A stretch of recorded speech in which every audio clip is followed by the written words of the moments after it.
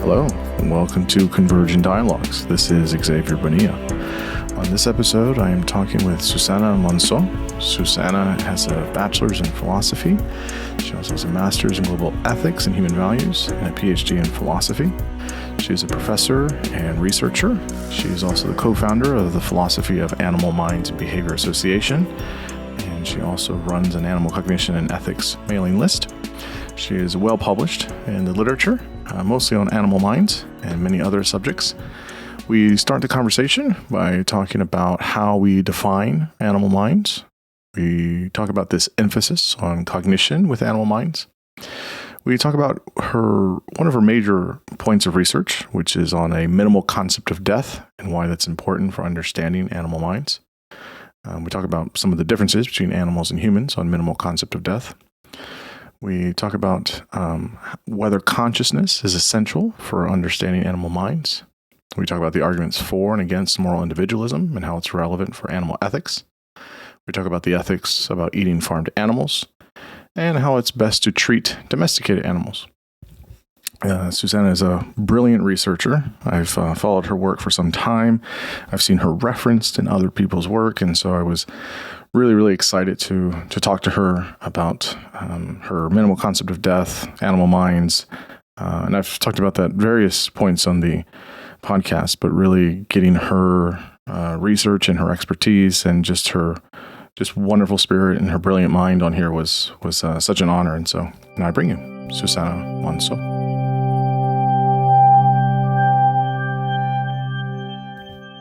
I am here with Susana Monsó. Susana, thank you so much for coming on the podcast. I'm very excited to talk to you. Thank you so much for inviting me. I'm very happy to be here. Yes, of course. You have some really fascinating research, and I've followed your work for some time, and then I've seen you referenced in other people's work, and so I was like, well, I have to just talk to you myself and ask you everything that you research and study. So I think that will be fun.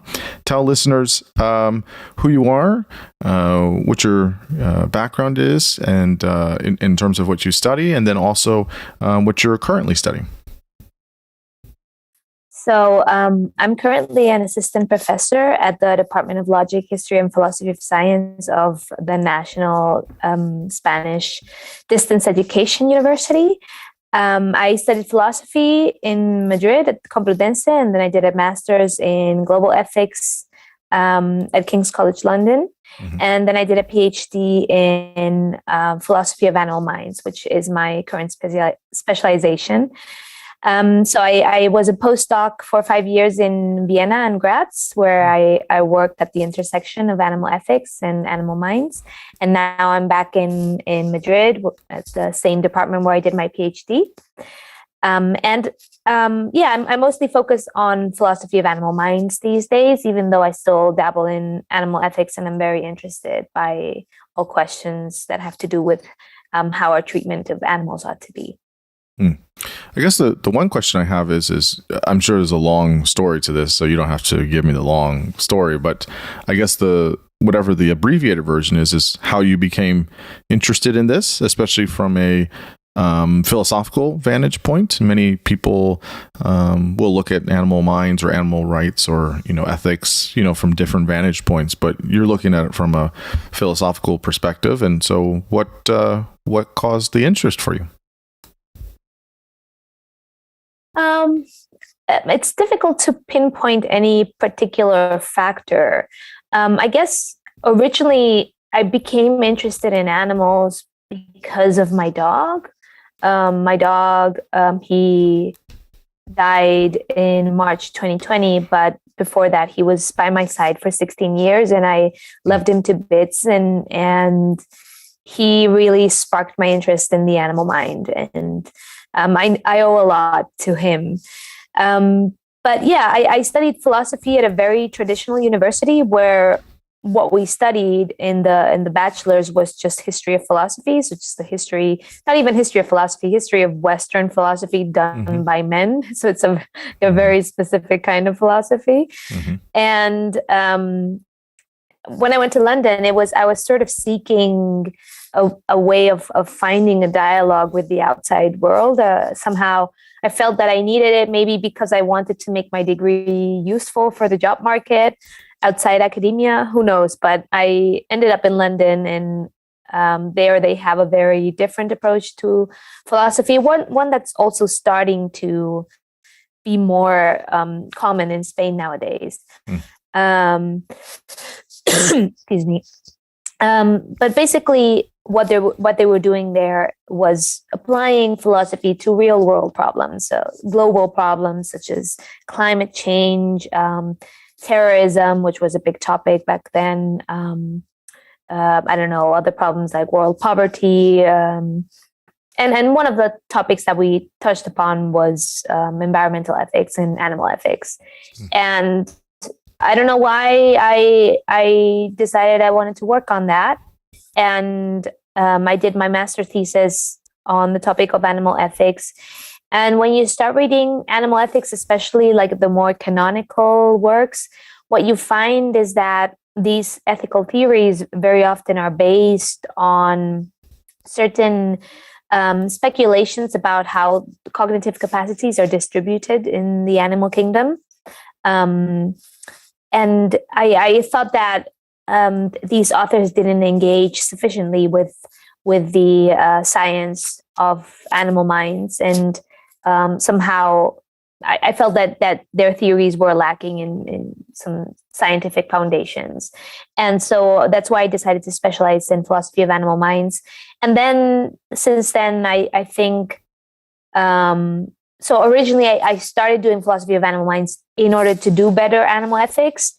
And now I find that philosophy of animal minds itself is a very, very interesting field. And I also think that the philosopher has a lot of interesting perspectives to contribute to the science of animal minds. So not just to animal ethics, but also to scientists studying animal minds. I think, we come with some unique tools and perspectives that are, I think, very interesting and can contribute to advance the debates. I guess the most important thing to start here then is what do we mean by animal minds? How do we conceptualize that, right? And I definitely want to talk to you about death, because I know that's stuff that you've done a lot of research on. But I guess since we're talking about it, how do you define animal minds? Because I'm trying to place it with. We have human minds, but obviously humans are, animals as well, right? And so how are we broadly looking at animal minds, and then as distinct or different from human minds? So maybe there is a distinction to be made there, or maybe there isn't. So how do we describe them? Well, it's a very difficult question to answer, because there's no one definition of mind that I can give that's going to satisfy everyone. Mm-hmm. So usually the sort of definition I would work with is sort of equating having a mind with having cognition, and so the capacity to process information about the world and use it to guide complex behavior. But that's a definition that is very theoretically loaded and would not make everyone happy, and I'm not particularly wedded to it. Mm-hmm. But I rather than trying to find a definition of mind specifically, which is a very, very difficult question, I'm more interested in addressing specific cognitive capacities. Mm-hmm. So capacities that we can agree on better, even though there's a lot of philosophical discussion always about definitions, but it's a bit easier to delineate what we're talking about if we're talking about specific capacity. So throughout my career, I've been interested in questions such as theory of mind, empathy, concept of death, etc. So these are specific cognitive capacities that animals may have. So I think that's right. Obviously, people fight about terms and definitions, and I always find those arguments frustrating, because everyone's working and operating from their own definition, and people can't agree on one definition, and then you're talking about the same thing, but you're just calling it different things. So I'm with you there. And there is, or I think there has been an emphasis on cognitive abilities for humans and for other animals. But you mentioned some of them there as well. Some of the things that aren't purely, if you think cognition, such as abstract reasoning or decision making or things like that, things like various emotional capacities or things like empathy or things like that. How do we understand the kind of total gestalt of things when it comes to minds, where you're talking about specific categories or domains? It's not just cognition or intelligence. People will kind of fixate on these things, which is important. Cognition and intelligence and all that is important. But what about the other aspects of domains of mind that we should also be interested in as well? I mean, a lot of these things have cognition in them. I mean, that again is a point of much debate. But for a lot of theories, there's also some cognition involved in emotions. So emotions typically track judgments of certain sorts, and some people would think that they involve judgments themselves. That you need to be able to make judgments to have certain emotions. And empathy also has a cognitive component, at least in some of its manifestations, as does cooperation. So yeah, I mean, it's kind of hard to think about abilities that guide complex behavior they're not going to have a cognitive component behind them. And this is why you would say people do emphasize heavily cognition, because it is kind of seen in there's, again, you could say maybe like a pure cognition, such as decision making abilities, but you see cognition in kind of everything when it comes to the mind and how we're able to make certain distinctions or appropriate discriminations, or how we're able to judge certain things. Or cognition is kind of in everything in terms of minds. Yeah, I mean, I'm not sure to what extent I would be completely wedded to that claim, because there might be certain accounts of emotions that are not cognitive, or certain manifestations of empathy, etc., that are not cognitive. Yeah, and these are also interesting to study, I think.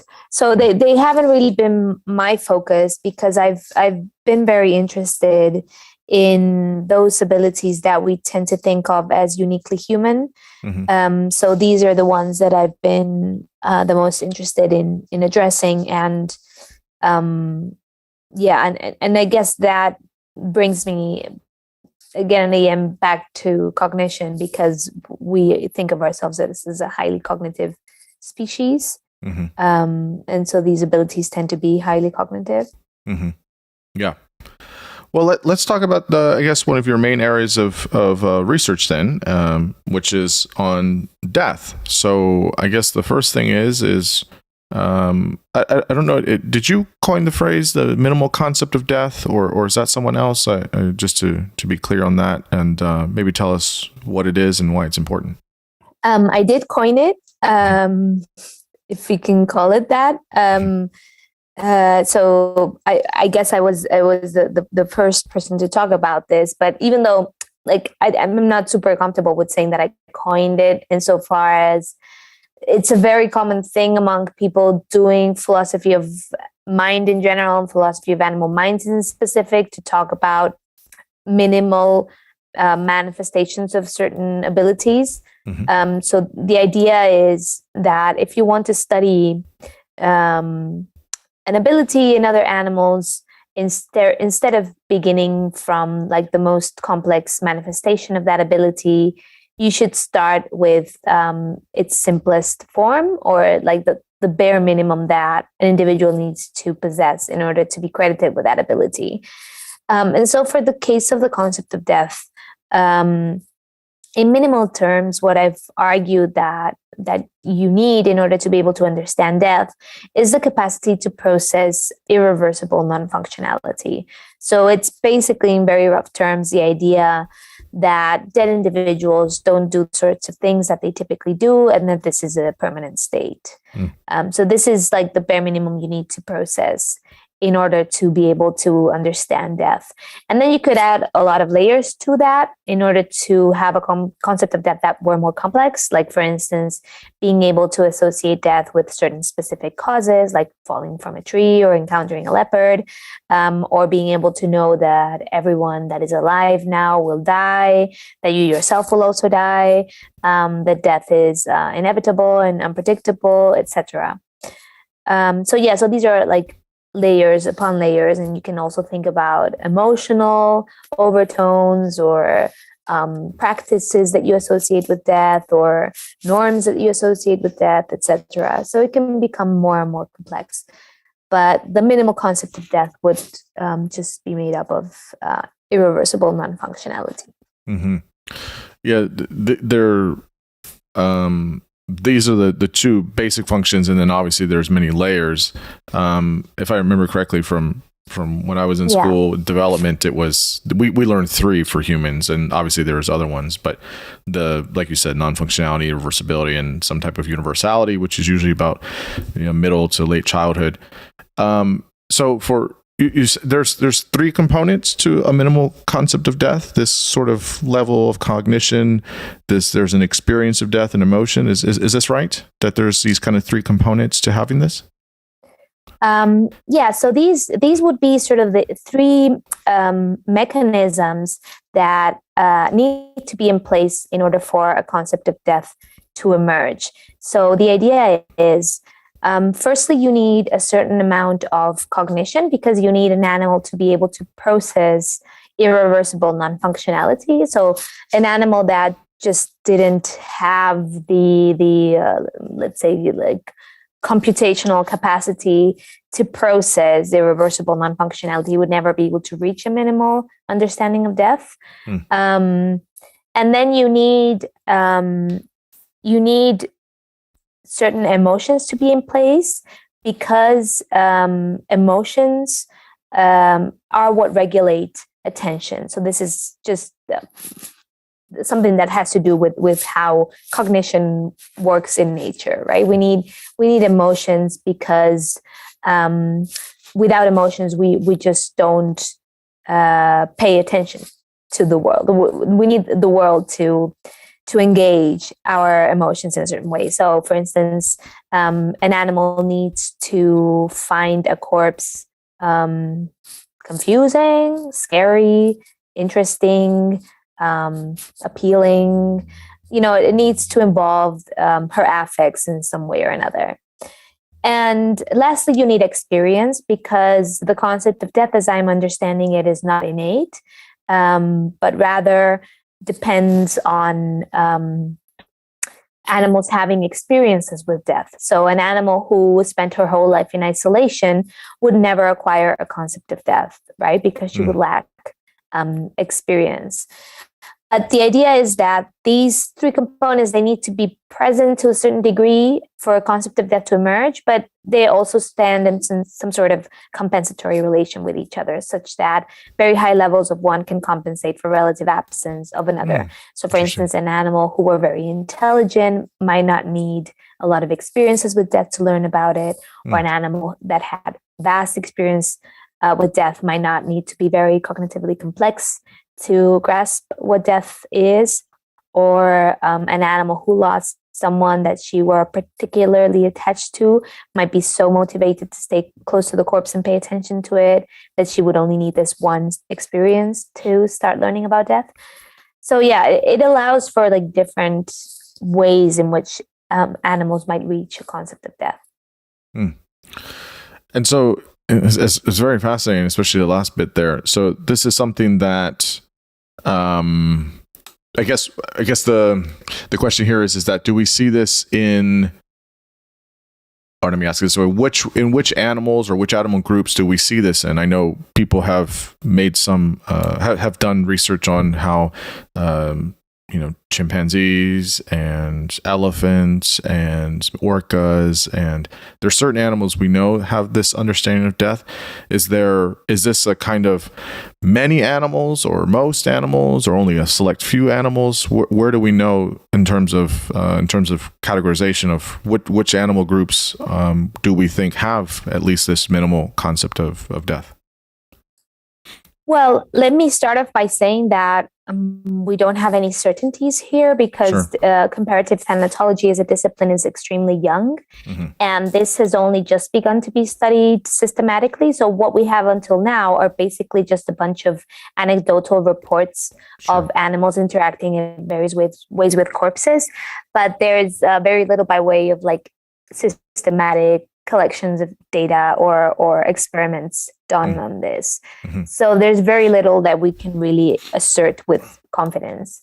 That being said, I have speculated in print in several places that I think the concept of death is going to be fairly widespread in the animal kingdom because it's going to be relatively easy for animals to have. But the cognition required for a concept of death is not very sophisticated, and it's linked to abilities that have high survival value, that have to do with monitoring the behavior of others, which is going to be useful for many animals, both predators and prey. I think it's going to be fairly easy for animals to have the cognition that we need. Second, when it comes to emotions, you don't need any particular emotion to be in place. So a lot of people think that you need an animal to be able to undergo grief or to have the sorts of strong bonds that elicit grief in order for a concept of death to emerge. But that's not the case. So a concept of death can also emerge in other kinds of emotional contexts, like being excited that someone has died because it means you're going to have a full stomach later on, or that you're going to rise in the social hierarchy, or being, disgusted by a corpse, or being fearful of a corpse, etc. And lastly, we have very high mortality rates in nature, and especially in certain animal communities. So it's also not going to be very difficult for animals in the wild, as opposed to animals in our homes, to have enough experiences with death in order to learn about it. But having said that, I think that there are two specific hotspots for the emergence of the concept of death in the natural world. And one would be probably parental-infant relations in case strategists. So animals traditionally known as case strategists, even though this is not a term that biologists use that much anymore. Case strategists are basically animals that have very few offspring, but invest a lot of effort and energy into ensuring their survival. And these animals typically have very strong emotional bonds between parents and their infants. And these kinds of bonds, I think, can be a good sort of breeding ground for the concept of death to emerge when there is a death in this relationship. And we see this, for instance, in many mothers of social mammals who carry their dead offspring for days, weeks, or even months. And I think that these deaths that happen within these mother-infant or parent-infant relations can then be extrapolated to other members of the group. For instance, imagine a chimpanzee mother that loses her infant, and she goes through some sort of grieving process, and she comes to understand what has happened, and then she can maybe later better understand what happens when an older member of her group dies, right? So she can sort of extrapolate her knowledge. And another hotspot for the emergence of the concept of death is predator-prey relations. So I think large predators especially are very good candidates for a concept of death. Firstly, because they tend to be cognitively complex and they have a tendency to monitor the functionality of prey in order to target those animals that are weaker or easier to catch for one reason or another. That usually has to do with their levels of functionality. So animals that are older, sick, or injured, etc. There's also a lot of emotions involved in the hunt and prey, and there's a very big emotional incentive to pay attention to the specific moment of death, because prey animals are typically very dangerous animals because they have, horns or hooves or claws, and they are typically very, very difficult to catch. So predators tend to have very low success rates. So this means that the moment of death will become very emotionally salient. And this is also, compounded by the fact that predators have daily learning opportunities, especially if they're carnivores and they hunt every day or every other day. If they make it to maturity, this means hundreds of learning opportunities. So I think it's, going to be very likely that these animals will end up having at least some grasp of what being dead means.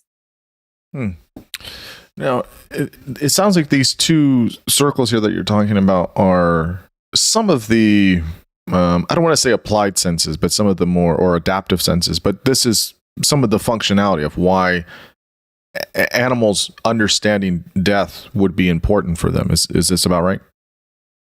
Yeah. I mean, what's interesting about thinking about the contrast between these two cases is that death has very different emotional significance, right? In one context, death is seen as a loss, and in the other one, death is seen as a gain. And I think it's very interesting to reflect upon both of them, because it shows us that processing death doesn't necessarily mean that you have to feel sad. That's just one particular emotional reaction that you can have if you had a particular relationship to the individual that died.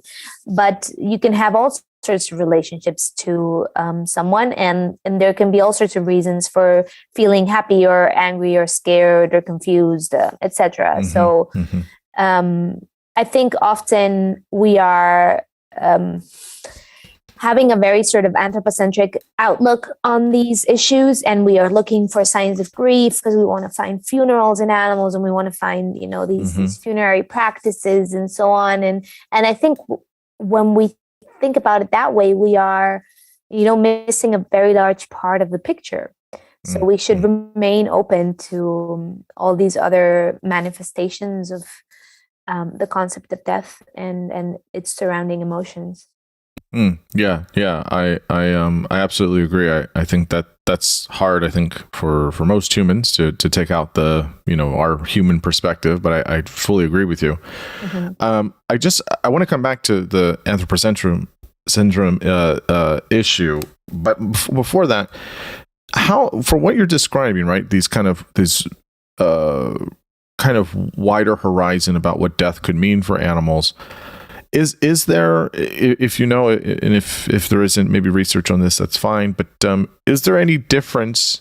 And maybe there isn't any difference. But is there any difference between what we would say, animals we would find in the wild or in nature, as opposed to domesticated animals? So, namely, what animals, cheetahs or hyenas would feel about death, as opposed to, my dog or cat or whatever in my home in a city, or in a westernized place or something like that. Is there any difference, as far as we know, in terms of animals that are in a different environment, I guess I'm getting at, of how they understand death, or if they have more connection or interaction with humans or other types of animals? Yeah, I'm sure there must be, because in the end, the concept of death is going to be shaped by your personal experiences, your own life history. So these animals have very different life histories, and they have very different day-to-day lives. And so one finds food in her bowl every morning, and the other one has to go find food for herself, right? And Right. that's already a very big difference.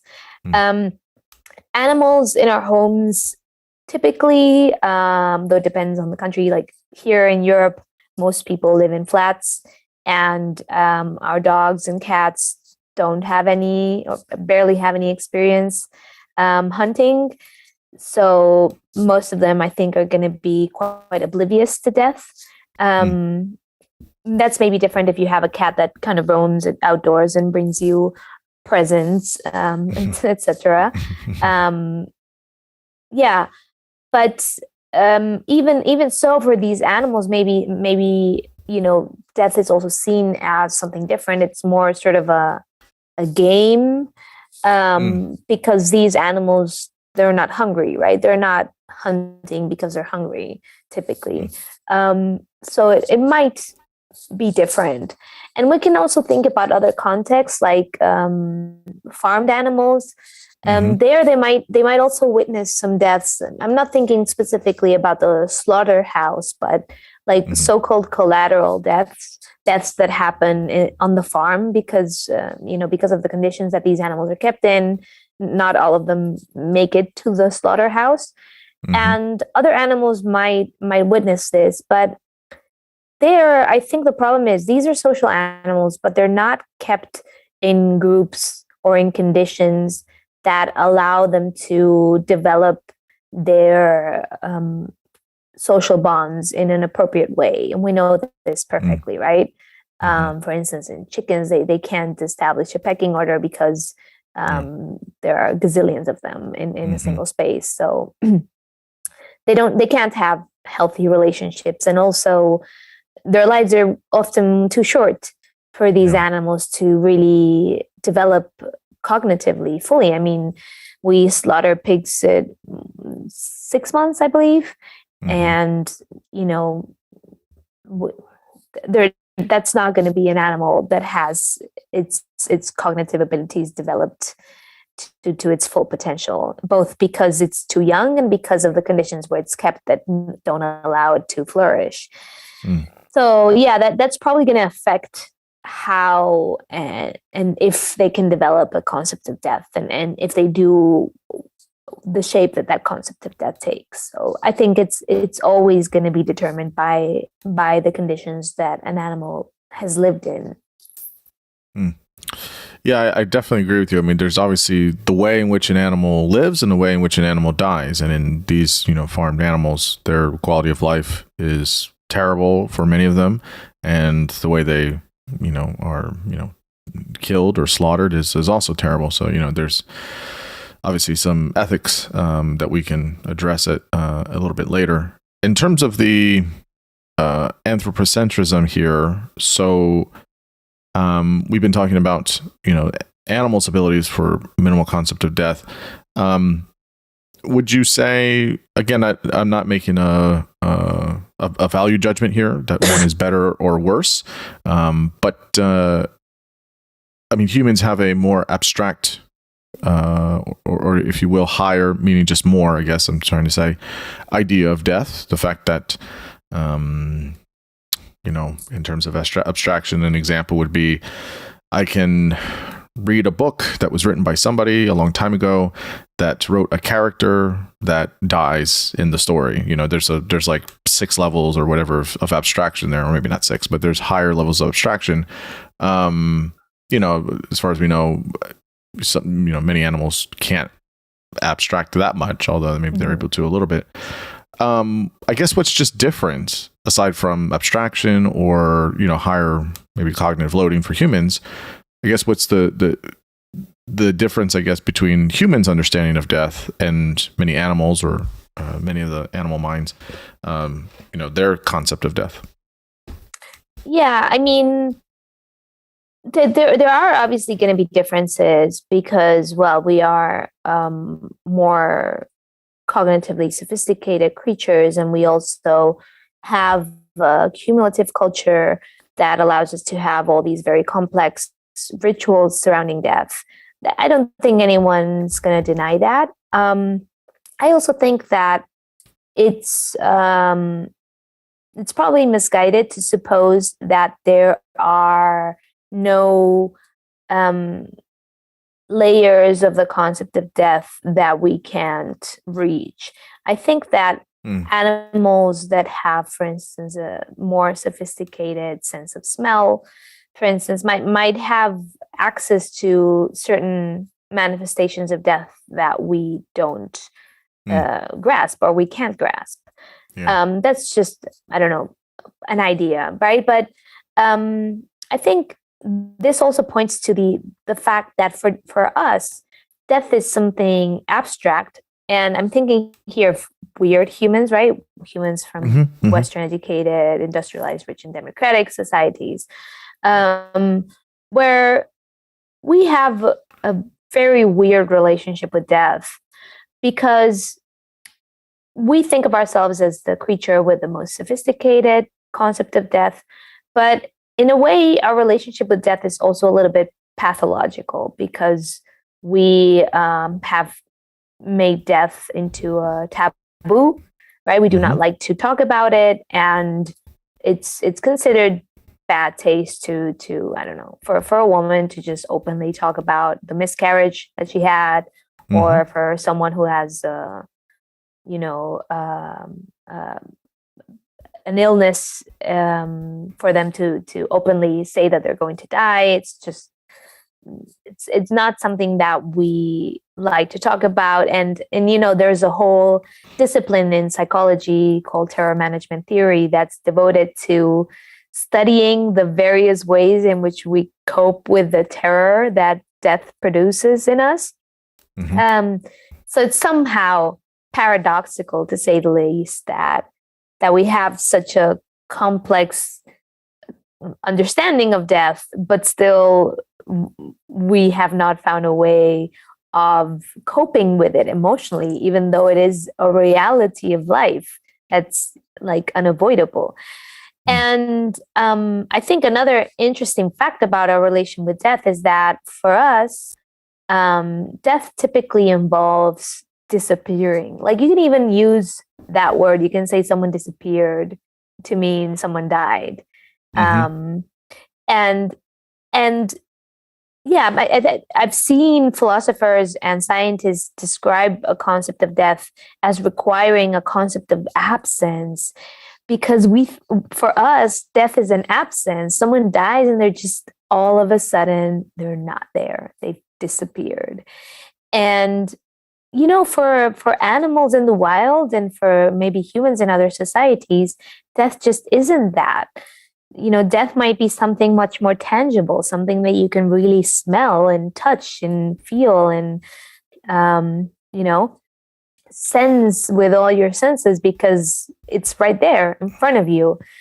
And so this might mean also that maybe for certain animals, especially if they're prone to sort of staying in the same place or staying close to a corpse, it might mean that they acquire a concept of irreversibility more easily than human children do. Because for human children, it's typically quite hard to grasp, right? Because grandma dies and then our parents tell us we're never going to see her again. Like, it's irreversible. It's so hard for us to understand because grandma has just disappeared, and it's normal for kids to sort of expect her to come back because we don't have an experience with corpses in front of us unless we have very specific professions. And it's considered taboo, and I think it's a reasonable taboo. And of course, I'm not suggesting otherwise, but we do not interact with corpses, and that can lead us to have sort of a distorted perception of death as well, or a distorted concept as well. So I wouldn't say that our concept is necessarily better. It's better for our purposes, but it also leads to some difficulties in dealing with our own mortality. Yeah, as you were explaining that, I was thinking about that. Yeah, there's the very tangible aspect that many animals encounter with death, such as what you were saying, more of the senses being used, having a corpse there, etc. And most humans don't have that. This idea of disappearing, though, is interesting because I agree with it, but at the same time, I think it's only one layer. Yeah, which is the body is disappearing and the person is no longer, on this earth and all that.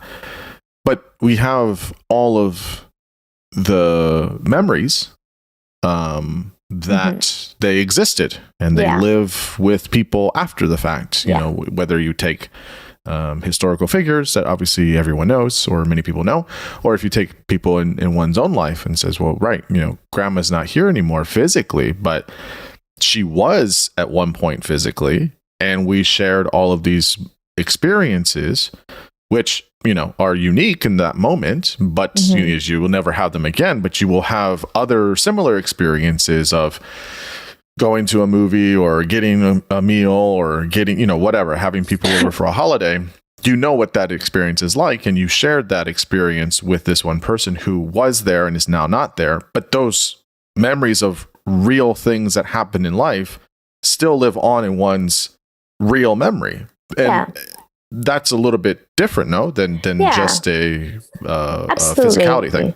Yeah, absolutely. I mean, I didn't mean to imply that, that there wasn't a difference. And yeah, of course, that's definitely present there. But we also have to think about, if we're kind of comparing animals or ranking our capacities, we have to think always about what we want a capacity for, right? So when it comes to kind of remembering someone, the fact that we have these oral cultures that we can sort of transmit through generations our memories of certain people, I mean, that's going to be, of course, much better than anything animals can do, assuming that animals don't have these oral cultures.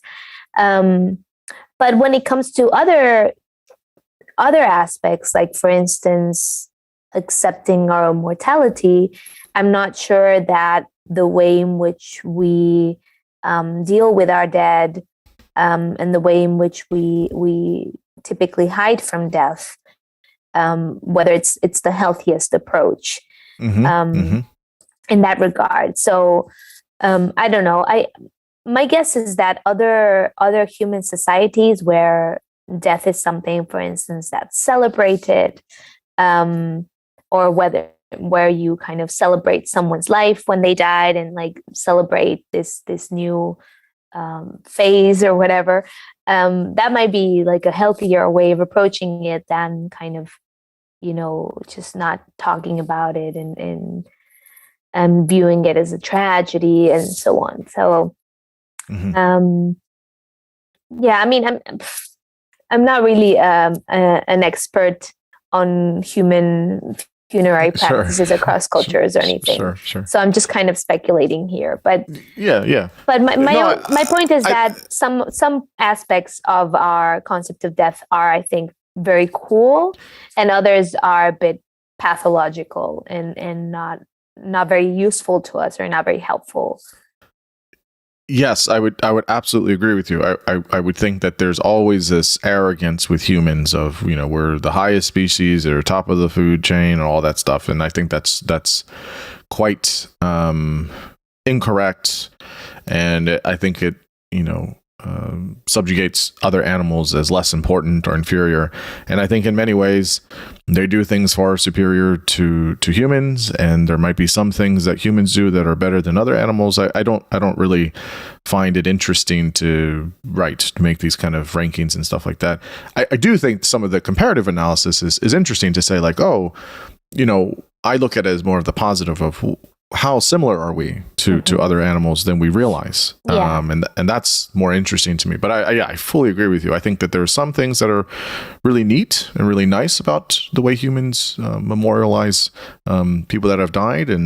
But I also think that I agree with you, some pathological ways as well. I want to, you tell me if you're up for this. Do you get into the consciousness space, or you you stay out of that conversation, or do you dabble a little bit in that in terms of consciousness and animals and all of that, or no? Well, it's inevitable if you work on animal ethics and animal minds to come across a lot of text on this and reflections on this. I don't really work on it directly, and I'm definitely not an expert on Sure. consciousness. And I think that there are a lot of like cool people working on this, and there's a lot of very interesting debates. But I'm kind of interested in looking in other directions because I feel like consciousness already gets so much attention, and though it's something that's very important, I don't think that it's going to give us all the answers. So sentience, for instance, might be like a sufficient condition for personhood or moral patienthood. So for being a legitimate object of moral consideration, but it might not be a necessary condition. There might be other ways in which we can ground the moral status of animals. And also, I think that knowing that an animal is conscious only gets you halfway where we need to get. It tells us that, okay, that they're an object of moral consideration, but now it doesn't tell us how we need to treat them. Apart from the fact that, causing them unnecessary pain is going to be bad, we don't really know much more about the animal and about the sort of needs that the animal has and the sort of interests that the animal has, and that would ground different kinds of treatment. So that's why I'm interested also in looking at other abilities. Firstly, I think if no one were working on consciousness, then I might be more drawn to it. But since there are already so many people working on it, it feels like already a bunch of much smarter than me people are working on that. So I can sort of devote my attention to other problems. Yeah, I mostly agree. I mean, I think that it gets talked about a lot, and I also have a kind of a nominal interest in it. But I was just in terms of, as you said, if you talk about animal minds, people usually at some point in the conversation talk about consciousness, and that was basically my question: was is it necessary? Is it important to know various aspects of things, and it sounds like it isn't. Like it's an interesting question, and it might unlock certain things that we don't know. But yes, in terms of the moral or ethical treatment of animals, I don't think you need consciousness to treat other animals, respectfully or with dignity, and try to ensure quality of life is what it seems like. Yeah. Well, yeah, I mean, it depends on who you ask. So there are some people who have tried to ground moral status in life. So people who think that, for instance, plants also are owed moral respect. And I mean, these theories are difficult to defend because life is it's just difficult to delineate, and it's also difficult to kind of defend that say bacteria who are alive are owed moral consideration. You can run into like all sorts of problematic implications of that, of course. Other people have defended that agency might be an interesting capacity that might ground moral status, and I'm quite drawn to that because agency does seem to have some intuitive pull for me when it comes to grounding this idea that you owe respect to an animal who can sort of determine the course of her own life. It seems to me like she's owed a special kind of respect that has to do with allowing her to live her life like she wants. But a lot of people, and I would say most people, think that what grounds moral status is consciousness, or more specifically sentience, so the ability to feel pleasure and pain. But the point is that even if you agree with that, which is a very compelling view, and I definitely think that it's at the very least a sufficient reason for granting an animal moral status. Even that, like, it's not enough. Like I know an animal can feel pain. Like say, I know my dog can feel pain and pleasure, but that doesn't tell me everything I need to know. So there are two separate questions here. There's the question of moral status and the question of moral treatment. So moral status tells you if an animal is owed moral consideration. And once the answer to that question is yes, then you can pose the question, okay, so what kind of treatment is this animal owed? And in order to answer that question, you need to look beyond consciousness. You need to find out the ethological needs and the interests of the animal in order to say how you ought to treat her. Because consciousness is not enough. It just tells you that there's a subjectivity there, but it doesn't tell you what specific interests that animal has. Like for instance, say, I don't know, an octopus who is typically a solitary animal might have very different needs from those of an elephant, who is a very, very social animal, just to give you an example. And sociality is not a manifestation of consciousness. It's a different kind of ability. Okay, so I have a few questions here. So I guess, okay, so what do we mean by an animal, or you could say an organism at large, but an animal that deserves some type of moral treatment? Is it the fact that they have life, however we define that says, well, if it's a living thing or a living organism, it deserves some type of moral treatment? Or, as you're saying, some people will say, well, you need consciousness to, as somewhere in the formula there. But I guess, how do we understand what is and maybe what is not deserving of moral or ethical treatment? How would we make those distinctions? Well, it's a matter of much dispute in animal ethics. I mean, I guess most people think that consciousness is what answers the question, because consciousness tells you like that there is someone there that is experiencing things subjectively. So a lot of people are drawn to the idea that this is what determines that you are owed moral consideration, because if you don't have consciousness, then it's nothing that it feels like to be you. And so nothing can matter to you. And so ultimately it does not matter how you're treated, because there's no subjectivity there to be affected. So the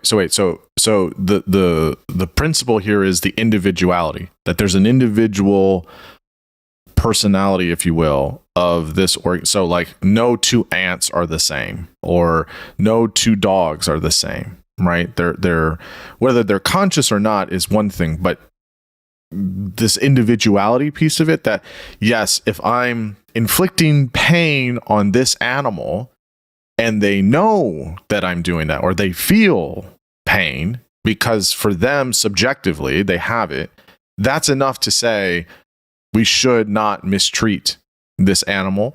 That's the dependent variable there, is that you need the individuality, or is there something? Let's say, for example, let me say it another way. Let's say animals don't have some sense of individuality. They're just more reflexive or reactionary to things, and it's very unclear if they have, if they know that they have any individuality. Would that make a difference of how we treat them? I'm just not sure what you mean by thinking that animals know that they have an individuality. I don't think that that's a condition for consciousness. So consciousness is typically defined as there being something it is like to be that animal. So the lights being on in a certain way, animal having a subjective feeling of the world, subjective experience, perspective on the world. But the animal does not need to be conscious that it's an individual. And also an animal can be an individual and not be conscious. So an individual, just sort of like, to give very rough and probably very imprecise definition, an individual could be thought of as like a self-sustaining organism. But this individual doesn't need to be conscious. It just needs to be like a self-contained, self-sustaining organism for it to be called an individual. Um, but you don't need that individual to subjectively feel anything. Yeah. So you don't need to be conscious. Yeah, I'm just curious about the. I mean, I understand the idea here about the conscious element of, right.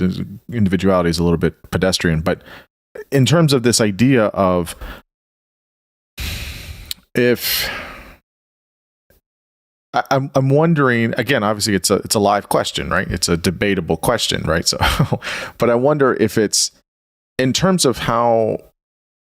I have like three questions in my head at once. In terms of how we treat animals, right? Or how we treat humans for that matter.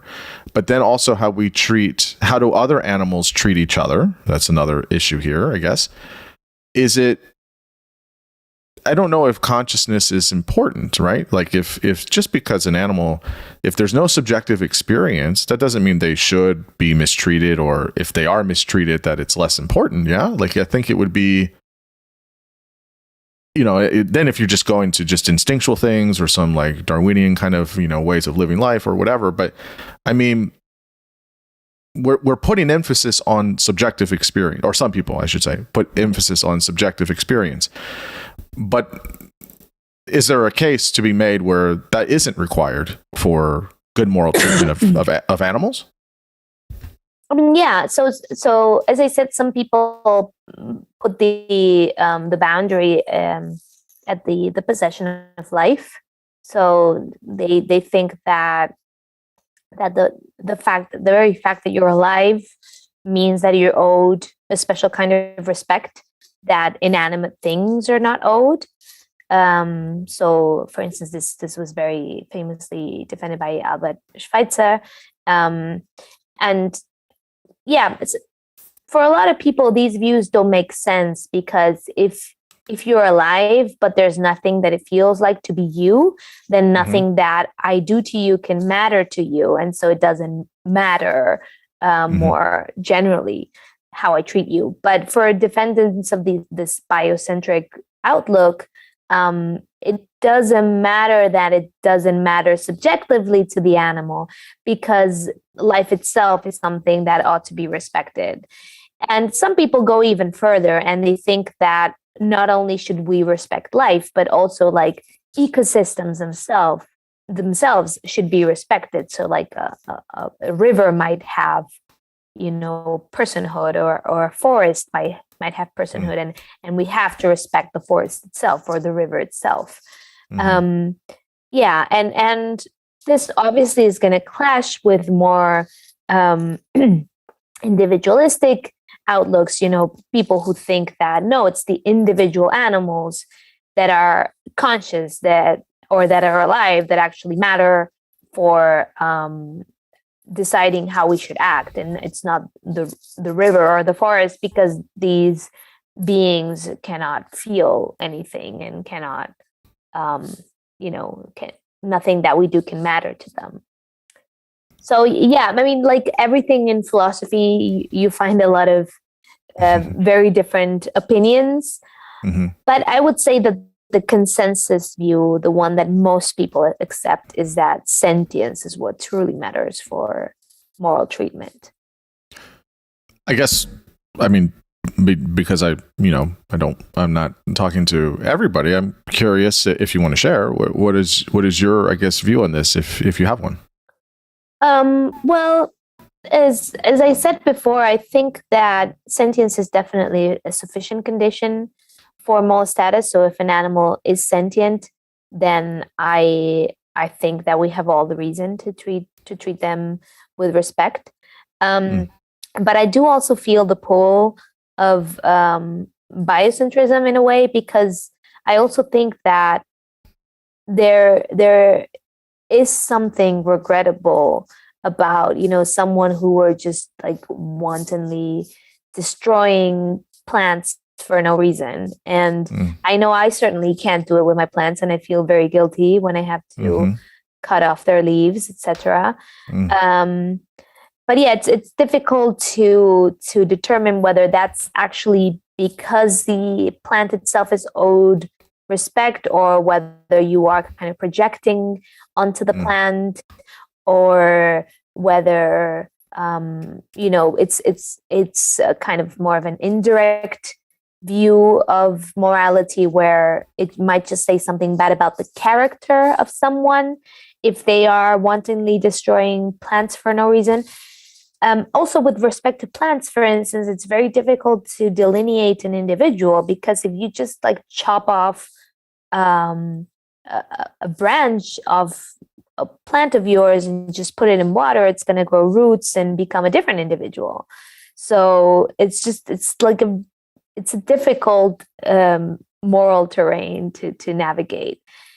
And as I said, I also quite feel the pull of attempts to ground moral status in agency, because I do think that autonomy is something very important when it comes to determining how animals ought to be treated. This idea of, respecting how an animal wants to live their life, and that, to me, seems to kind of hint at the idea that agency is also something that signals moral considerability.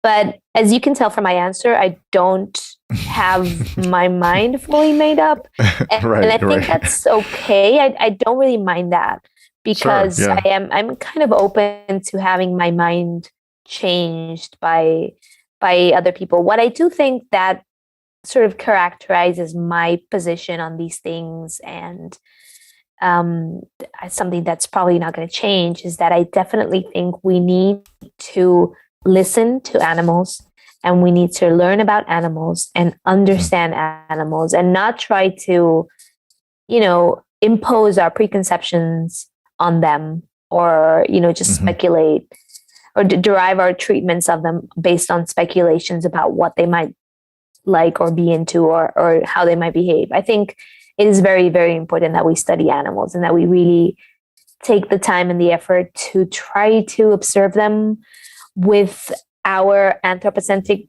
glasses off, in as much as that is possible. And I think that needs to be a necessary starting point, and probably that will also give us some answers regarding how to ground their moral treatment and their moral status. If we just stop and listen to them, and see what they're like, and what they need, and what they value, etc. Yeah. So I guess just more broadly, I mean, we've already been touching on it, of course, already. We're kind of dipping into this kind of, animal ethics and morals, which is important and fascinating.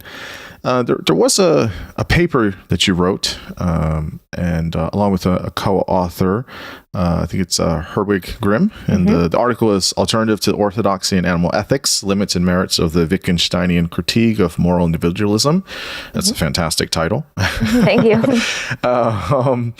And so here you talk about the Wittgensteinian critique of kind of the orthodoxy in animal ethics.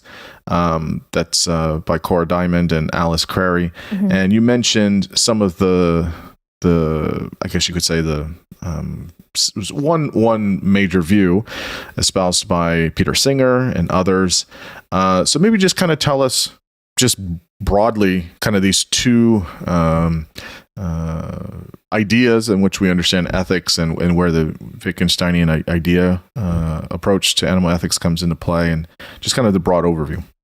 Yeah, so I want to first of all clarify that I'm not a Wittgensteinian expert or a scholar. So my co-author Xavier Grimm is actually the one who is more of an expert on those topics. But that paper actually very interestingly emerged because, Havig, he was my boss while I was in Vienna, and he was always kind of telling me about this critique of moral individualism that Crary and Diamond had put forward, and I was always very sort of reluctant to accept the criticism, because I took myself to be a moral individualist. I still do. And we sort of had a lot of fights, so to speak. We weren't really fights, but when we were always kind of, bickering about that. And then at some point we were like, okay, let's sit down and write a paper on this, where we sort of like lay down what we think the limits and the merits of the other's position is. And we sort of try to find a common ground. It was a very interesting and beautiful exercise. I think we both really enjoyed it. We just spent the summer kind of trying to get into the other's mind and understand the other's position. And it was a really cool exercise. So I think I can recommend it as an exercise.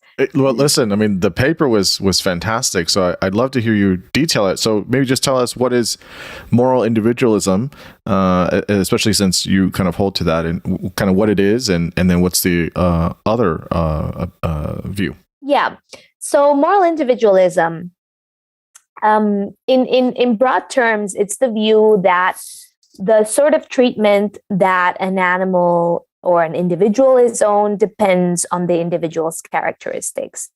And this is something that you can see all the way back to Peter Singer's Animal Liberation and Tom Regan's The Case for Animal Rights, like these very classic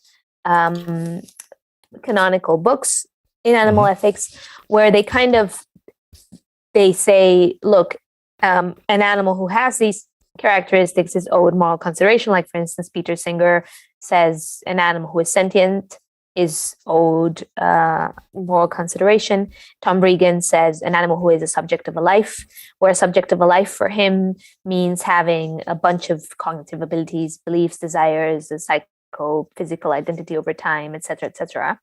But basically, these are characteristics of the individual. Now, Crary and Diamond, they criticize these views. I think that, and this is part of what we argue in this paper, that their critique is somewhat misguided, because they don't focus on moral individualism per se, but rather a moral individualism that focuses specifically on an individual's capacities.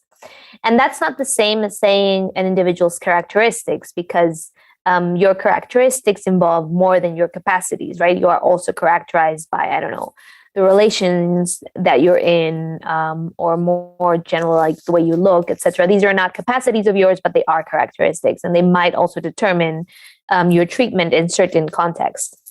But their point, I think it's a very interesting critique, because part of what they're saying is, these authors, they are trying to reduce our moral lives to a very small set of principles. And when they're doing so, they're leaving aside so much of our lived reality. Our moralities are much more complex than what these theories can grasp. So, like, for instance, I think of the very best example of this is utilitarianism, because utilitarianism, which is a very, very popular theory in animal ethics nowadays, it can basically be reduced to two principles. One, the principle of hedonism, which is the idea that pain is bad and pleasure is good.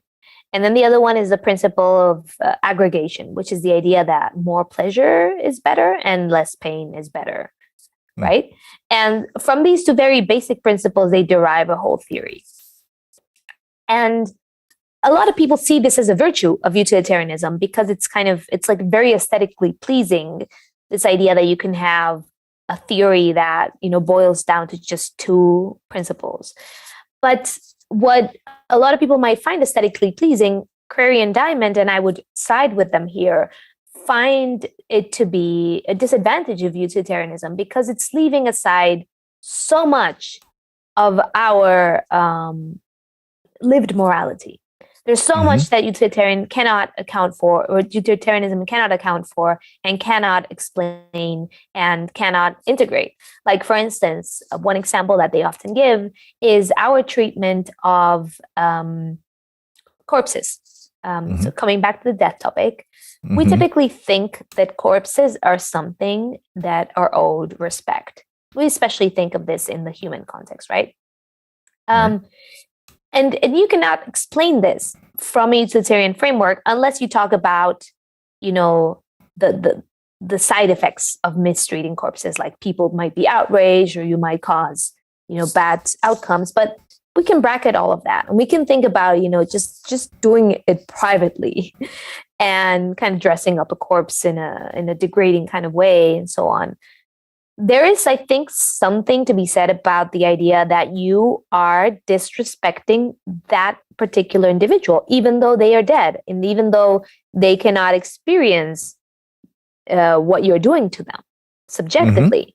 Mm-hmm. And Curry and Diamond say, like it's a problem of these theories that they cannot account for this. Mm-hmm. And they also think that the use of this so-called argument from marginal cases, which Oscar Orta has argued should be called the argument from species overlap, which is a better term. This is an argument that has been used since forever in animal ethics, since animal liberation, and it's this argument that there is no capacity that you can refer to that all human beings share and no animal also has, unless you want to refer to the species. So the idea is, if I want to ground the idea that I should treat humans in a special way that I don't treat other animals, I would have to refer to some capacity that humans have and that these other animals don't have. Mm-hmm. But there's no one capacity that you can refer to that isn't going to leave out some humans or include some animals. So, for instance, if you try to ground moral status in language, you're going to leave out non-linguistic humans, right? Which mm-hmm. there are mm-hmm. plenty of. Or if you try to ground it in, I don't know, our capacity to engage in moral reasoning, etc. So these so-called marginal cases are left out. Right. But if you try to ground it in like a more general ability like sentience, then you're going to be including a lot of animals. Mm-hmm. So that's typically how animal ethics sort of gets off its feet. But Alice and Crary think that this argument is very problematic because you could just respond to it by saying, okay, well, I'm just going to treat non-linguistic humans worse.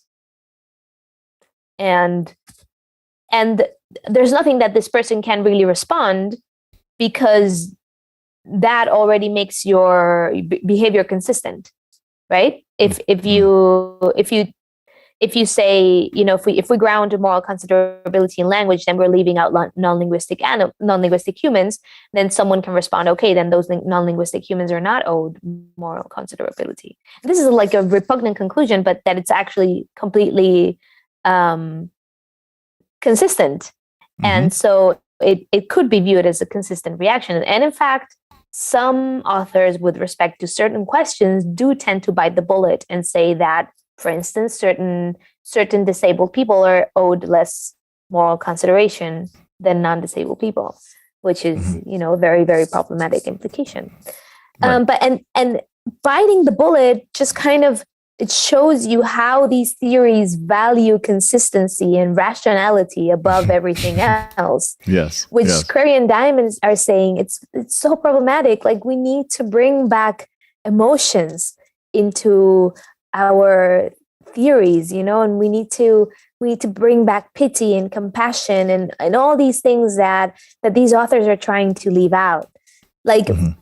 There's a very illustrative passage at the beginning of Animal Liberation where Peter Singer is talking about how he did not write that book out of love for animals, and he has tried to offer purely rational arguments. And he some of the examples he brings up might stir some emotions in the reader, but that has not been his main purpose. His purpose is to convince you using rational arguments. And it's like, as though that means that there's anything wrong with feeling pity and compassion for animals. And, Alice and Curry are trying to vindicate the value of that. And I think that's really something very valuable. And I think they're right that that it's not all just about consistency and rationality, but that we also have to bring our emotions in. But I think their views also have limitations, because I do think, as I said before, that studying animals and finding out what they're like is very important when it comes to determining how they ought to be treated. So I think that there's a lot to be said for both moral individualism in its traditional sense and this more Wittgensteinian approach that Alice Crary and Cora Diamond had put forward. And I think I view them as kind of complementary, and that's the conclusion that we ended up arriving at in our paper, which was kind of the result of me and Havik not really finding a way of completely convincing the other, but also coming to see the value in what the other person was trying to defend.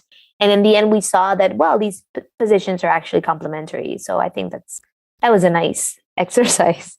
Mm-hmm. Yeah.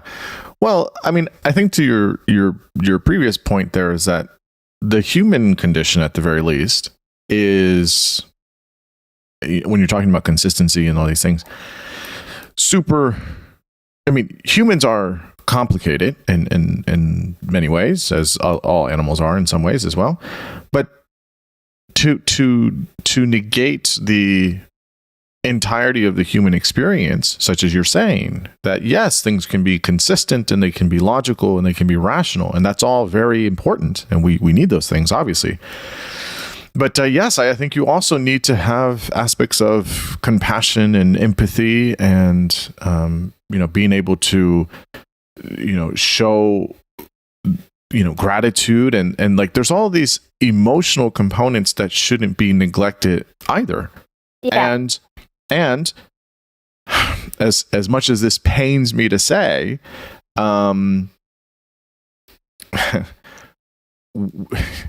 life and humans are a box of contradictions. Mm-hmm.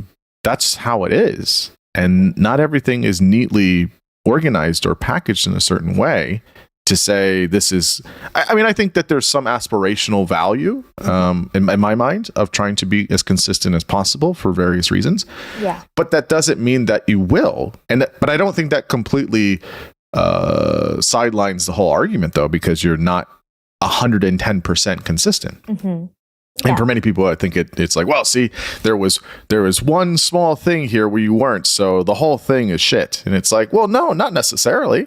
Not necessarily. And so it sounds like that's kind of the place that you kind of landed at, of sorts. Yeah. Yeah. I think it's kind of that, but also sort of trying to make ethics a bit more plural. Like trying to accommodate all these pre-theoretic intuitions, sort of like trying to find a way where they're both in a dialogue. Because what's funny, and I think this is a great point of Crary and Diamonds, is this idea that these theories, by Singer and Regan and so on, they try to make it seem like they are being all about consistency and rationality, but they're also making reference, and they're also grounded in our pre-theoretic intuitions, and they're grounded in our practices and in our day-to-day lives. Like, for instance, when they try to show you that there's no morally relevant difference between an animal, or like, say, a cow and a 4-year-old child, and that they're both owed moral consideration, the way that they are convincing you of that is by trying to show you, well, don't you treat your child well, even though, or even before they can speak?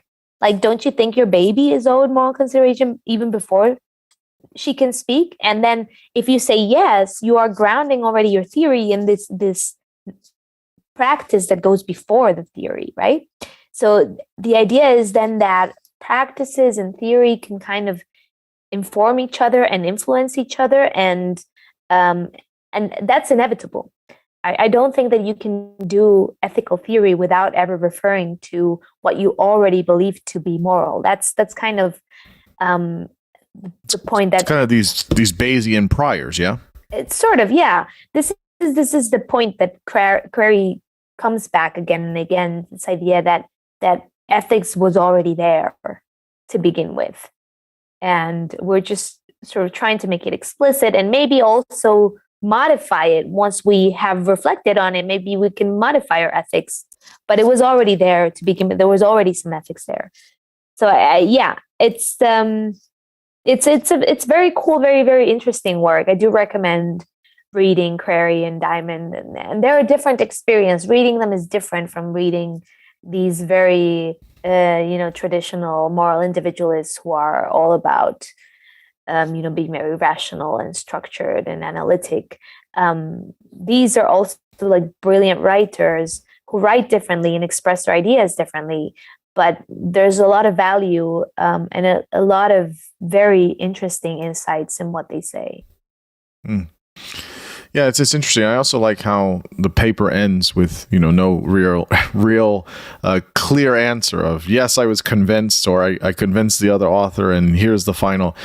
Most things end in a kind of open-ended way of saying, like, there's a lot of good things in the critiques, and then some of the other views, and how do we have a complementary way of understanding all of these things? Because at the end of the day, I think most people put up, treating people fairly and justly and all these things. But there are some people that do not. And I think it's a fine debate to have about saying, well, wait a minute. Like, yeah, we can maybe agree with this, but like, let's just, as a thought experiment, think about why we do that, or why we should do that, or where does that start and where does that end? Mm-hmm. Obviously, there are some contours to that can be somewhat, I think questionable. I think you have to have those conversations in good faith. But either way, I think that it's important to say we should know why we have these things, or we should know why we come to these things, or why do we feel the treatment of animals is important, or the moral treatment of animals is important. And for humans as well. But I think it's an important exercise. So yeah, I'll definitely link the paper in the notes, and people can read it and look to Crary and Diamond as well. Yeah, cool. Yeah. I think you're right. I mean, the paper doesn't reach a definitive conclusion, but I'm quite happy with the exercise, and I think it's still valuable sometimes to just sort of map out the limits and the merits, as we call it, of a certain theory. And then people can take it from there and see whether they're convinced that there is something of value. I mean, if we have managed to build the bridge between these two traditions that are usually seen as like incompatible or opposed, that will already be, a step forward in a certain way. Yeah, certainly. Okay, so two final topics here of sorts. I guess they're not totally connected, but so I guess the one question I have is any ideas you have, or opinions or thoughts about the ethics of eating animals? I don't know if you think about this specifically, or you might have your own opinions, but you don't necessarily write on it or anything like that. But if we're talking about all these things, right? We're talking about sentience, we're talking about cognition, we're talking about morals, we're talking about animal ethics. I think obviously what comes up in this space is, okay, so humans eat a lot of animals, and in many ways, the ways in which they go about doing that are barbaric. Is there any space or room to say, look, with all this stuff that we know and all the data we know, and like we really shouldn't be doing this, or we should be doing this in a much more I hate to say it, humane way or ethical way. What do you think about the ethics of this, if at all? Well, I think this is not a topic that I have devoted much of my written work to, because I think that so many authors have already made an extremely compelling case against eating animals. And funnily enough, it's something that you can do from basically any ethical theory that you depart from. So, especially if you think about the ways in which animals are treated on factory farms, and also the environmental impact and so on. There's just like there are so many reasons why eating these animals is bad and wrong, and but still there are a lot of interesting adjacent questions. I really don't think that there's a case to be made in defense of eating those animals, even though there have been a couple of attempts lately. I think they totally fail. And it's just not a question that I find interesting, because the answer is so obvious to me. And I am, as maybe has already become obvious, I'm drawn to questions whose answer is very hard. and that's not one of them. Like, should we eat those animals that are farmed in factory farms? Absolutely no. Like, I think there's no question there. But I'm interested in kind of adjacent questions that are much more difficult to answer. So there is an interesting question about whether we should eat, or whether it's morally permissible, rather, to eat roadkill, for instance. Now, here's a question that, coming back to Cora Diamond, she has a paper that I believe is called "Eating Meat and Eating People," or "Eating Animals and Eating People," or something like that. And she brings forward the example of, like, imagine that you learned that a cow was hit by lightning on the road near you. Like, there wouldn't be an issue if you decided to eat that animal. But if you heard that a person was struck by lightning in the road next to you, it would be, like, very problematic to eat that person. And I think that's an interesting point, but I would be interested in exploring the idea of because we think that human bodies are owed respect. And I wonder whether a similar case can be made for animal bodies as well, And I do feel that there is something to be said there. So I'm very interested in questions that have to do with animal dignity. How we depict animals, and how animals are presented as part of, circus shows, or there is a very beautiful article by Suzanne Cataldi where she describes going to the Moscow circus and seeing a bunch of bears there who were, like, dressed in tutus and pushing strollers and looking ridiculous overall. And she thought, maybe the bears have been mistreated when they were trained for this, but maybe they weren't, and maybe they're drugged, and maybe they don't feel anything. But still, there seems to be something deeply wrong about taking this majestic animal, who we would all be absolutely terrified to encounter in a forest, and dressing them up in a way that makes them, a laughing object, or in a way that ridicules them, right? So that is a very interesting question for me, and like how you can ground that idea of dignity. And I think maybe there is a similar case to be made for the practice of eating animals, how it might involve treating them in a way that's disrespectful or that's undignifying. And there might also be respectful ways of eating animals, in the same way as there might be respectful ways of eating people, And I think it may have to do with the manner in which this practice is carried out, and the sorts of things that are on your mind, and the way in which you do it. There might be ways that are very respectful, and that have to do with, I don't know, trying to find nourishment, or to try to bring something good out of the tragedy that is this death. I don't know. So that's an interesting side of the question for me, whether there's something intrinsically wrong about eating animals per se. I'm also interested in questions that have to do with the sort of harm that we inflict on farmed animals, and specifically on the recent debate on whether we should disenhance farmed animals to make them incapable of feeling pain.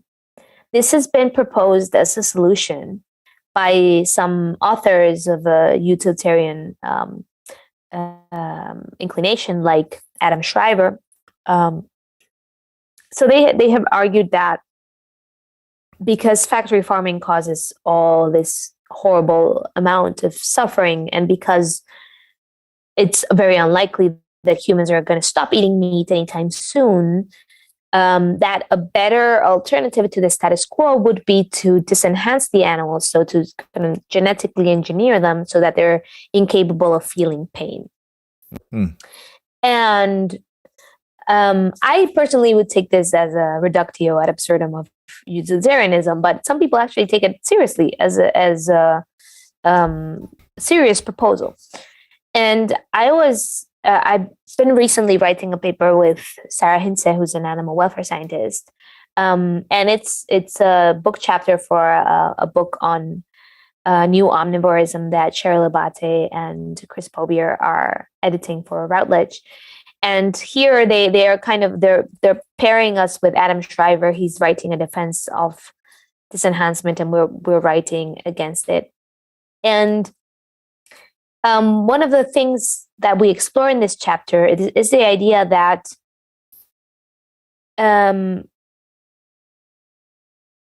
disenhancement can only be seen as a solution to the plight of farmed animals if you view their suffering as the problem.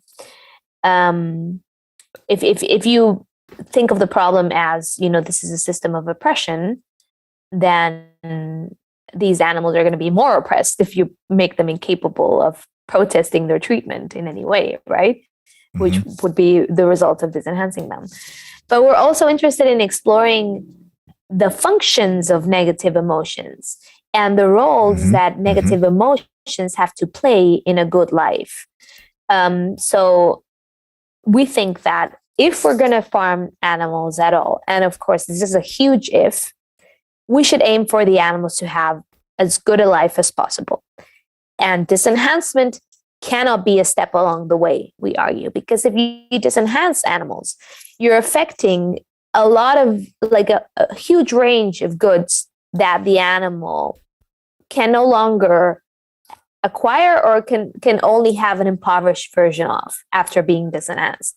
So I'm thinking about things such as social relationships or individuality or, having meaning in your life or altruism, etc. All of these kinds of manifestations of a good life involve your negative affects to some degree. Like, for instance, imagine that you have a very good friend of yours, but one day they're gone and you don't feel anything because you're disenhanced, and so you can't miss them.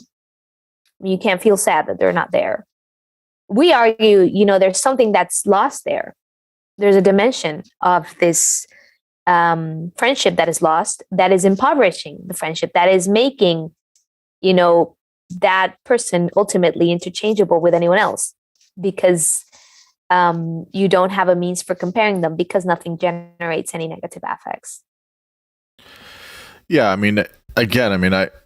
fully agree with your position. Again, not just because I'm talking to you, but just because I've read enough of this to know that we should not try to sanitize our experiences, much in the same way with animals. There are, I don't usually like the terms positive, negative emotions, but I understand how people use them as categories. But the reason I don't like them is because they imply some kind of valence, which I know you're not doing that, but I know that there's, people use it that way.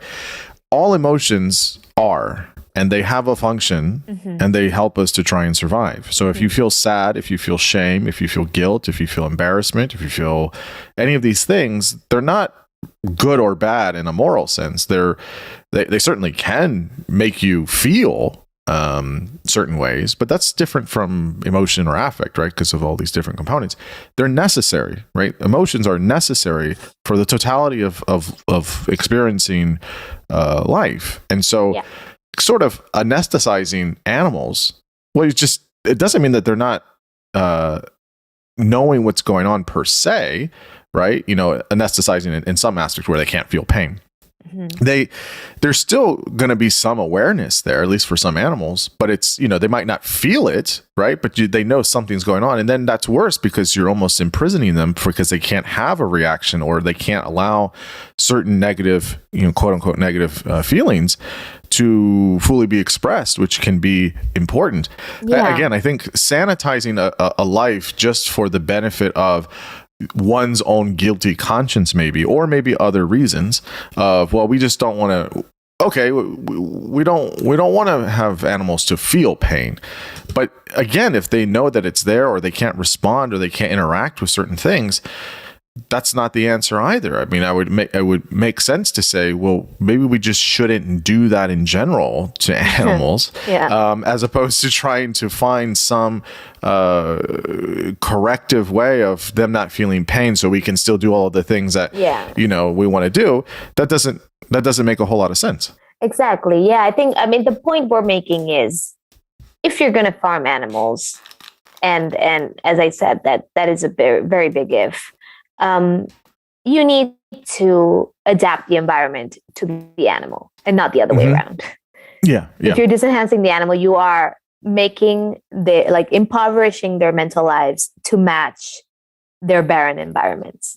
And that is just very, very twisted. No, I fully agree. It doesn't make a whole lot of sense. Although, it is, I think in a practical world, it's still going to happen. And I agree, if it is going to happen, how do we find ways to mitigate some of it? How do we not have animals in pain and suffering?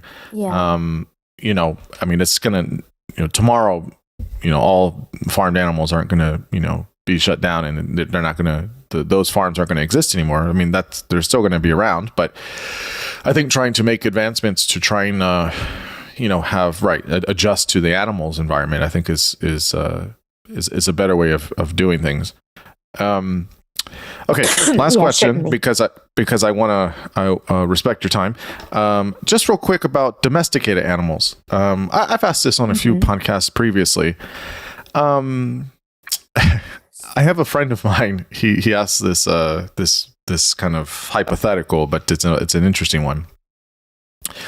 He's like, are humans kind of enslaving animals, or keeping them as their servants in their house for their own pleasurable, aesthetic purposes? He's like, how much of this does an animal really get out of this? So you could think about animals that, certain lizards, or maybe fish or reptiles, or birds.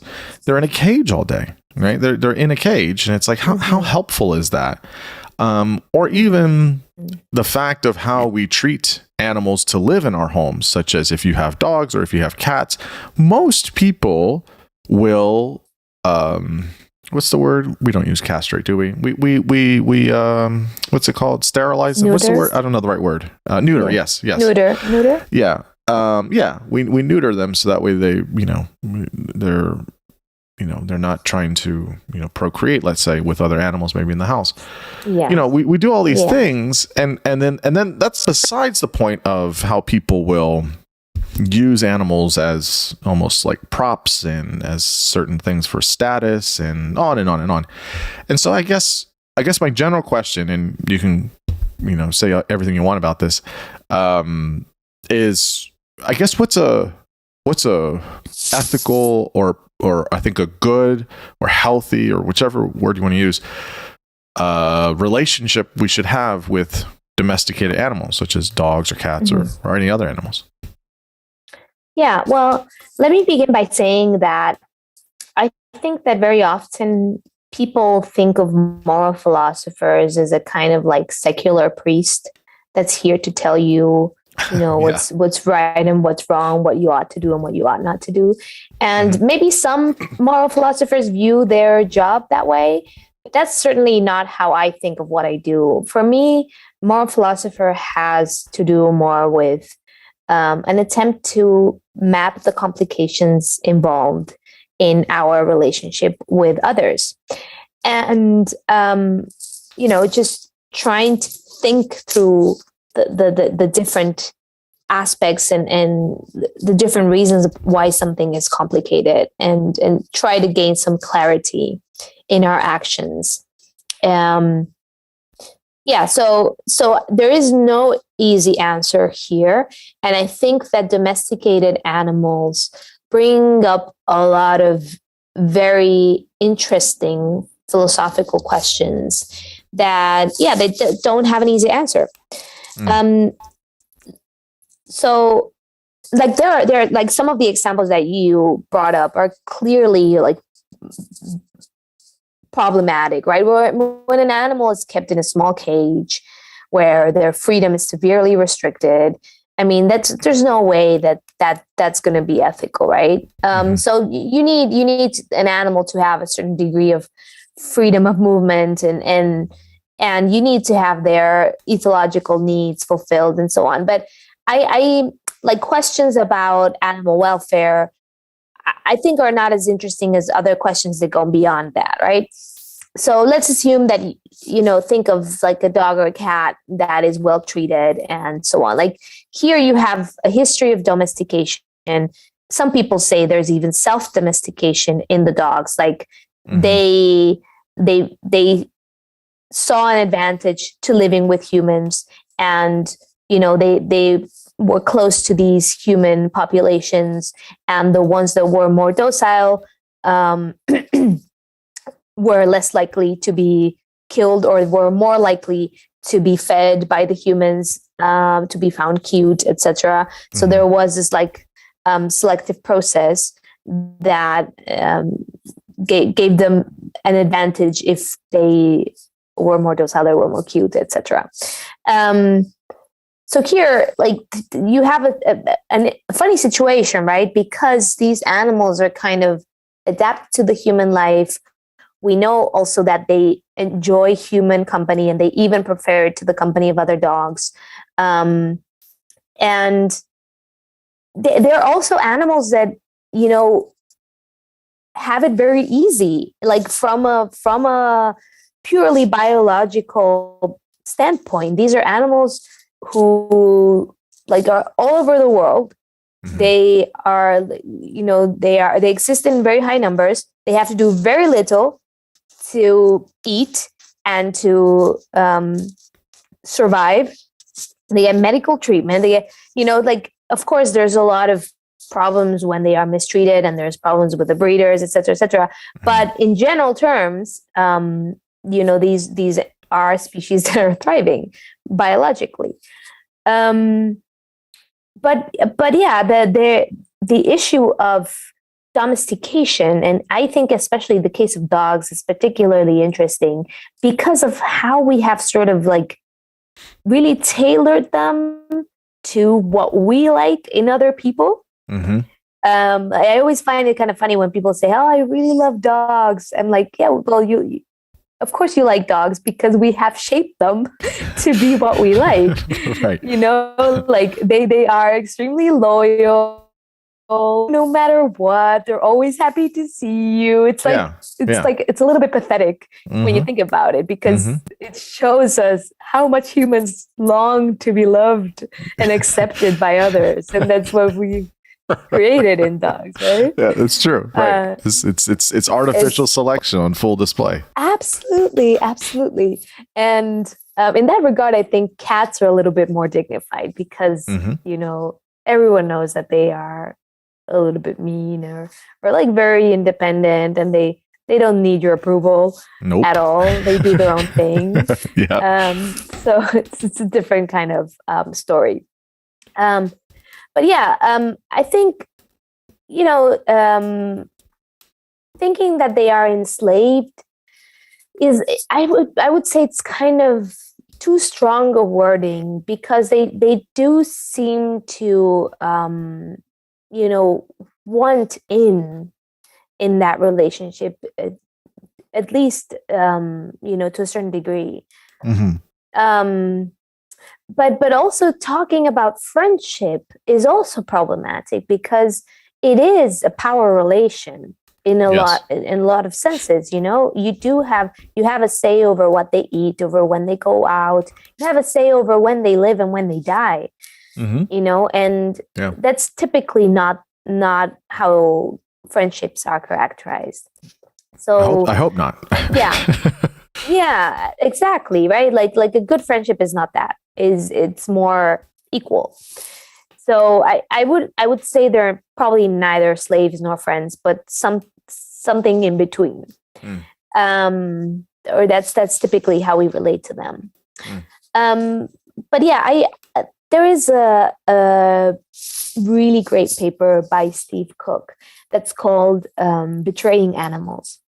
And I love this paper so much because it's one of these rare papers that sort of like make you think of a problem in a different light. They sort of like switch your perspective around.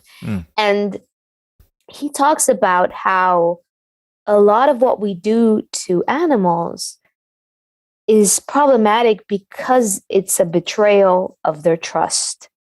And this is not a dimension that's sufficiently talked about.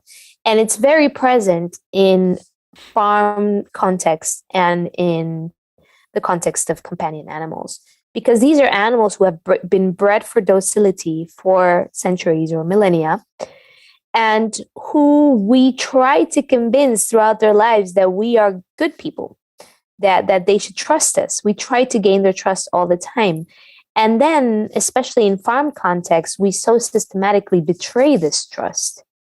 And I think it's a beautiful concept because it's cannot be reduced to pain or suffering. It's something else. It has to do with justice. And he says, what does it say about us as a species that we are committing these betrayals on a regular basis on a planetary scale? Like, what does it say about the kind of being that we are? So I really like that paper. And I think about the case of dogs and how much they trust us. And I think this really creates a relationship where, we owe it to them to live up to that trust and to not betray it. I think that's very, very important. So your dog thinks of you. I mean, they think the world of you. They think you are an amazing individual. And you kind of have to live up to that, which is going to be hard because they really think of us as great creatures. And maybe trying to be the person who our dog thinks we are is maybe a good guide for how to interact with them. Yeah, I see what you mean about the different perspective, because it's doing is it's placing some emotional or psychological responsibility on the owner of the animal to say, yeah, you're responsible obviously for their well-being, that they eat and go for walks, or you change their cat box, or whatever it is, right? But at the same time, there is a attachment or connection with that animal where you have a responsibility to provide for them in all ways except for just their basic needs. And it really is a type of relationship with another thinking, feeling, sentient, being, an animal. And I mean, that's important to have responsibility for that. So that you're absolutely right. That shift in focus and I guess on responsibility in other areas is absolutely fascinating. I totally agree with you. Yeah. Well, look, Susana, I know you've been so generous with your time. I've had so much fun talking with you about all of these fascinating topics. Where is the best place for people to find you, whether online and find any of your papers that you've written? Where's the best places to get at you? So I am on Twitter, and I am one of those annoying scholars who's always self-promoting. So it's a kind of a good way to find out what I'm up to and where I'm going to be giving talks and my latest publications, etc. But on my website, you can also find links to all of my papers, and I always have them on a repository if they're not open access. So yeah, those are the best ways. No, that's fantastic. And again, I can't say enough thanks for you coming on and talking with me for a couple hours about some really important stuff. I got so much out of the conversation, so I really thankful for that. Thank you so much. They were really interesting questions, and I enjoyed the conversation as well. Thank you. All right, thanks.